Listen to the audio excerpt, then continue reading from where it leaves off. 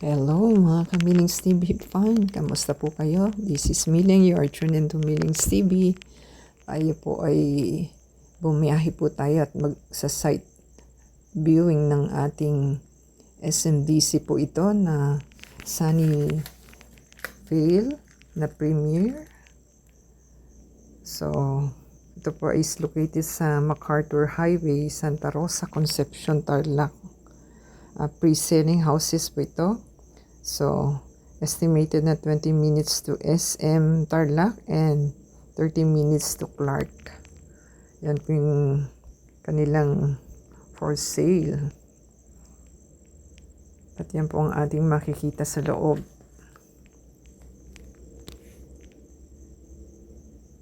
So, tayo po ipapasok sa bare unit nila. Yan po ang kanilang bare unit. Yan po yung location map ng kanilang area. So, naka-against the light yung ating hindi natin makakita ng maayos. So, meron po siyang toilet and bath, and then for provision ng rooms. So, pag bare po kasi hindi nyo ma-appreciate yung unit. So, after po nito, pupunta tayo sa may gamit na kanilang model unit. Ayan. Nilipat po tayo sa kabila. Para po makita ninyo yung difference. Kasi hindi nyo ma-appreciate pag bare unit unless na nandyan na yung mga gamit ninyo. So, yung mga gamit po hindi included. Kasi model unit po ito. Para lang po malaman ninyo kung ano yung idea kapag nasa loob na po kayo. So, ang unit po kasi nila is maliliit lang din. Mga around 40 ang kanilang mga unit. So,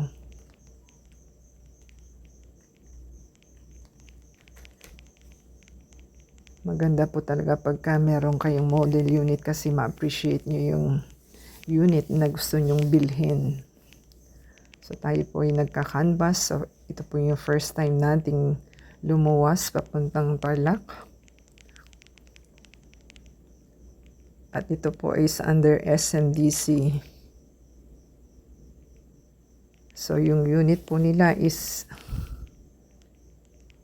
umaabot sa 2.430. Plus yung taxes pa po magiging 2.6. So, parang 40-45 ang floor area po. So, ganyan po yung setup ng kanilang unit.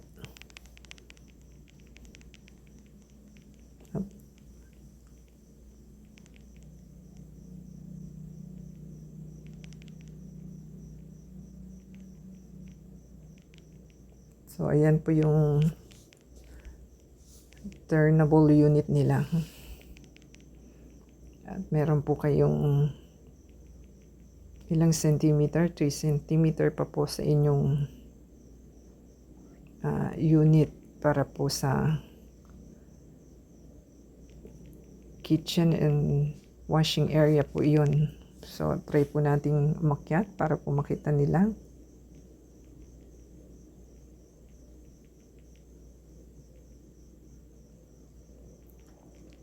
So, ito po kasi is for provision pa ng 2 rooms.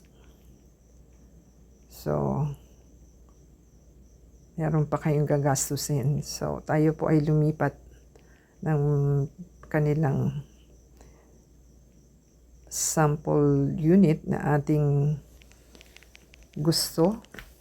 Kasi, mas maganda po dito sa ating pupuntahan. At meron po tayong dinaanan din na subdivision. Pero hindi po kanila yan. So nag-shortcut lang po tayo sa ating biyahe. At ito na po yung kanilang unit na may loft type.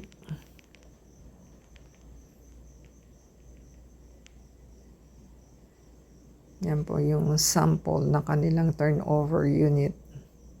So model house lang din po ito. So parang around 32, 40 lang din po ito. Pero loft type po, maliit po siya eh. So parang pang single or bachelor lang po yung place. Kaya kung big family po, hindi siya recommendable. So yan po yung papuntang likod and space po. Tayo po yung sumilit bumalik dito po sa loob at yun po ang kanilang ginawang style office, yung loft type. Loft type po ang tawag nila dito. So parang isang room, 2 rooms. So maganda naman po siya. So tayo po lumipat uli. Kasi yung una po nating pinuntahan is ready for occupancy. So yung pupuntahan po natin is mas maganda po yung unit doon. So tayo po bumiyahe muna ulit. So magkakahiwalay pala yung place na para po makita natin yung difference ng unit. So ito pong pupuntahan natin is yan na po yung way papuntang Clark Airport yata.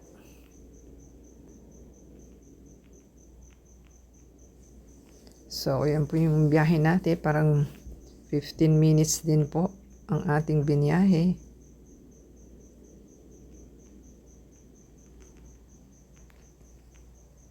So tayo po naka-voice over lamang at sana po makapag-subscribe sila sa ating channel and like po yung ating video for today na ating travel trip.